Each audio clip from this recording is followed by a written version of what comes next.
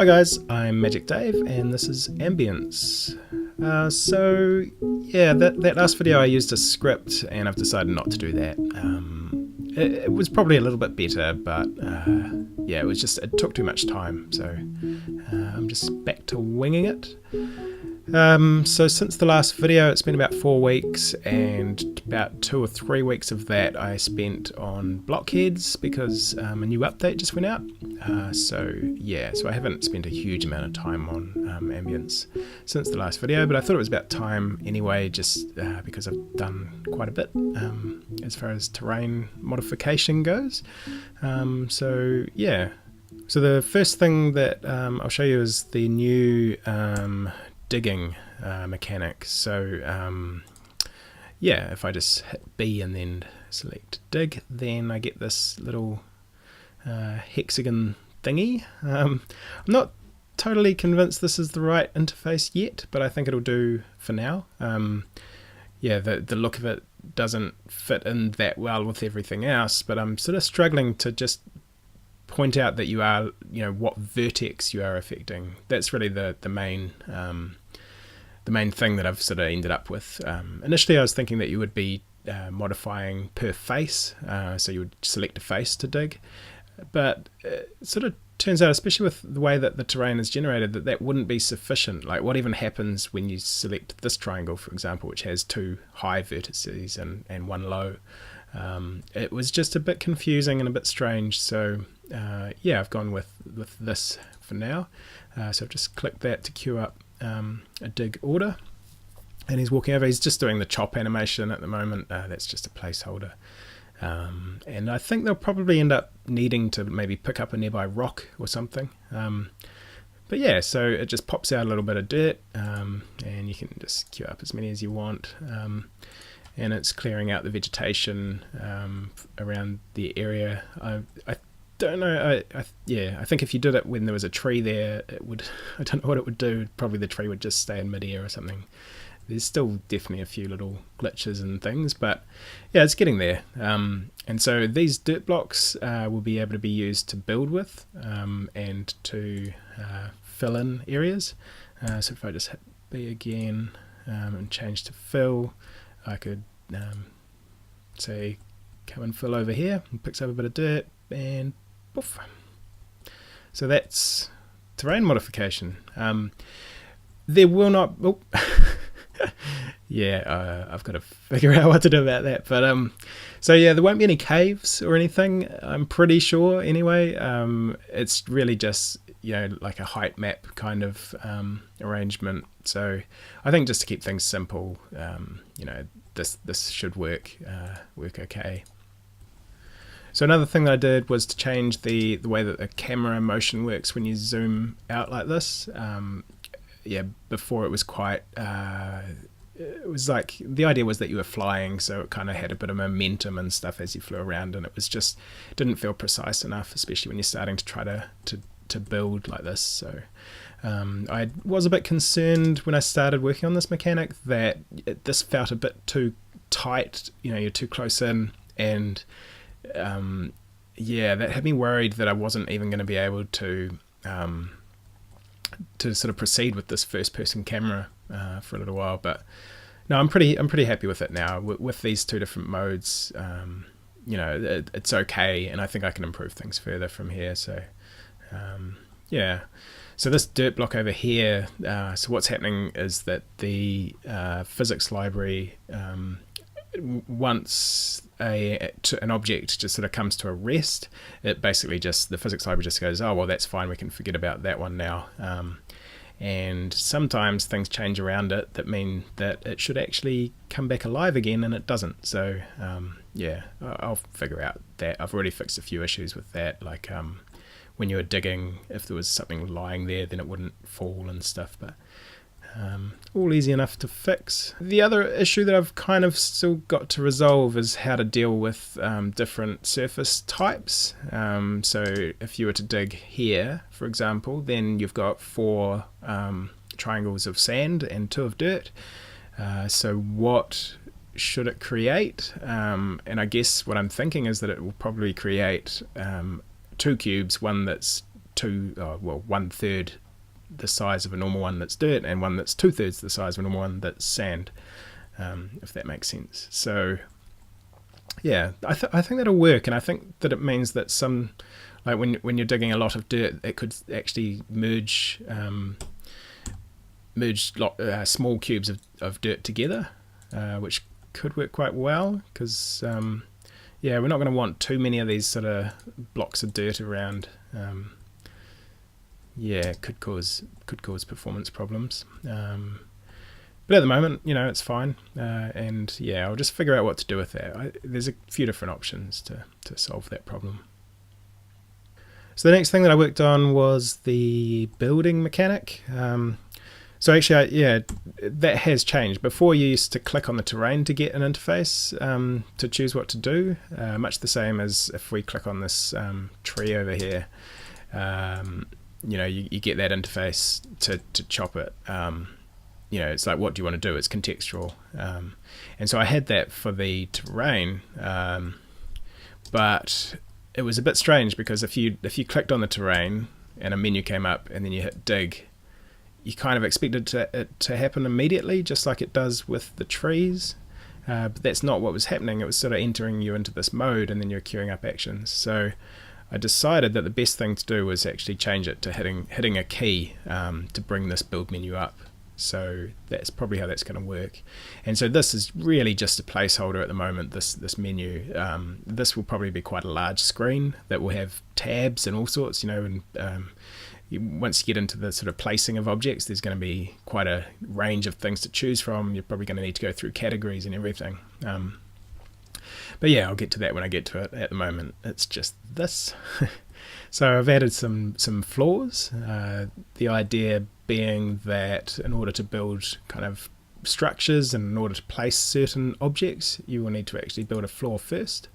And so he'll just bring over some dirt and create that. And so again, I've been thinking a lot about how much control the player will have over the placement of objects. Most games like this, you would have a set grid, and you would only be able to snap things to that grid, rotate 90 degrees and so on. But I'm really thinking that I might allow pretty much complete freedom of the placement, because it allows you to do some much more interesting things and gives the player a lot more control. The problem is that it's a lot more complicated as far as pathfinding goes and various other things, but I think I'm up for that challenge. So I think you will have quite a lot of control, but it will probably still, there'll be things like you won't be able to place it here because it's overlapping the current one. You won't be able to place it here because it's not a flat area of terrain. So there will be limitations, and it will probably also, like if you get to here, it'll probably snap right to next to it, so that you've got a bit more, well, optionally snap. So you've got the ability to line things up nicely if you like. So once you've built a floor, the next thing that you'd probably want to do is build some walls and a roof. At the moment, I've got this branch wall.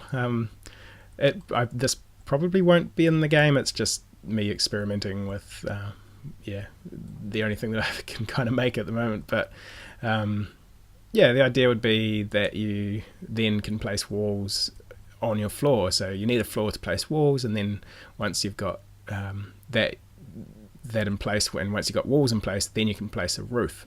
And the reason for having a roof is that I'm planning anyway that all of these things, like the floor, the roof, beds, anything that's in here will actually degrade over time and need repairing or replacing, and that would happen a lot quicker if you don't have a roof. That's sort of what I'm thinking. I mean, you need some motivation to actually build a house. Otherwise, I mean, if you can just put a bed out here, why bother? I mean, some players will love to do it anyway, but I like to actually provide gameplay reasons for things. So that's what I'm thinking. Whether that's enough, I don't know. I may also need to add more incentives to actually building roofs and structures. But so also, if you built it out of sticks, then it's not going to last as long. It's not going to be as strong. So I guess that's the incentive to build more advanced structures, and you'll be able to build it out of rocks, but rocks are going to be not as plentiful as trees or branches, and I'll probably have to adjust how many branches you get from trees and stuff to try to make balance up everything. But yeah, for now, I think this mechanic's working really well. Like it's just so I don't know, rewarding to have this kind of real, like, you're placing something, you have to chop down a tree, and they're bringing over each individual element to actually place it in place and create the thing. So that's, I'm super happy with that mechanic. And also, I guess, just really happy with that level of control and the mechanic for rotation and stuff. Most games you'd be sort of rotating this with a key or something, but being able to just be in the world and just place it by moving it around. You want to rotate it, you just walk around. That's working really well. I probably will have keys to rotate as well, but yeah. So I should probably also mention that this now has this transparent sort of placeholder thing. Let me just also build a campfire. So as you're placing it, it sort of shows a preview of what it's going to look like, and then you've just got this semi-transparent placeholder, which I think works really well. Makes it clear where things are going to be, and it also gives you something to click to cancel, which you can't yet do, but we'll probably be adding that quite soon. So that's pretty much it as far as what I've done with the building and placing of things and the terrain modification. There's lots of little issues, lots of little bugs, and just there's heaps that I can go on with to improve all of this, but it's a good start. He's carrying nothing, don't know how that happened. Case in point. So the other thing that I worked on when I started placing these dirt things, I accidentally placed 20 on top of each other or something, and the frame rate just absolutely slowed to a crawl. So I was trying to figure out why, and it turned out that it was the shadow computations, sort of a quirk with the way that I was doing it, and I was just doing it very inefficiently. So once I figured that out, it was really easy to fix, and so I'm just getting constant smooth 60 frames per second now on my Mac here. And in the process I broke a bunch of stuff because I was just trying to optimize things that weren't actually the problem. I broke the water for a while, but now that's sort of back to the way that it should be. And I also tried to, last night I finally got this running at 4K on my PC, so on the 980 Ti. One of those things you've read but never actually heard said. So a decent graphics card, and it's running at 4K just beautifully, and it looks great. The only thing is it's kind of completely unnecessary to run at 4K when it's all low poly like this, but it looks nice. The text looks nice and stuff, and it all runs nice and smooth, so that's good. So next steps, I would like to get it so that you can just move single objects around. I guess you might even be able to sort of build with these as almost like blocks. Like if you click on it and go move, and then you get a preview of where you're going to put it, and then you click again and it'll put it down, and man will go pick it up and put it down. Should be relatively easy. And I guess, I'm still not sure exactly how the stockpiles thing is going to work. I mean, games like this always pretty much have a stockpile area that you zone out. I won't be dragging out areas. I may make it so that you mark certain floor tiles as stockpiles for certain things, or I might just say when you click on it you might get move many or something, and then be able to select that you want all of the dirt blocks in the general vicinity to be moved to a certain place. I don't know. We'll have to see. And there'll probably be sort of standing orders that you can make as well to always move any dirt in a general area into a certain place or something like that. We will see. I'll do that basic mechanic of moving stuff pretty soon. And I want to make better walls, better floors, just sort of get this building mechanic a little bit more fleshed out, and then go on to having some furniture inside. So probably beds would be the first thing, so that they can actually start sleeping. Yeah, I thought about, so the problem with having a proper planet with the sun and everything is that it's sunny here, but on the other side of the planet it's nighttime, as it is in the real world. And in multiplayer games, that means that if you want to skip the night, you're skipping the day for someone else, potentially. So I'm thinking what I might do is just make it the same time of day everywhere in the world, so the sun's always in the same place for everyone. Completely physically impossible, but at least it would mean that I can skip the night, because I guess the alternative is to make it so that it's really light at night, and I have kind of done that, but it's still, I mean, especially if the guys actually do need to sleep, then you kind of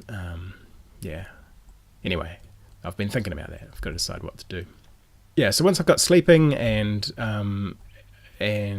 beds and better housing and stuff, I will probably go on to tool crafting, get them building sort of spades and axes to help them with getting the resources, and then probably move on to focusing on the people again, because they still all look pretty much the same. And I want you to actually kind of teach them to learn new things and all that kind of stuff. So that's probably a bit further out now, as I just want to focus on this building mechanic. That's about it for today, and I've obviously got plenty to go on with. I'm really happy with it and how it's progressing, and I will catch you next time.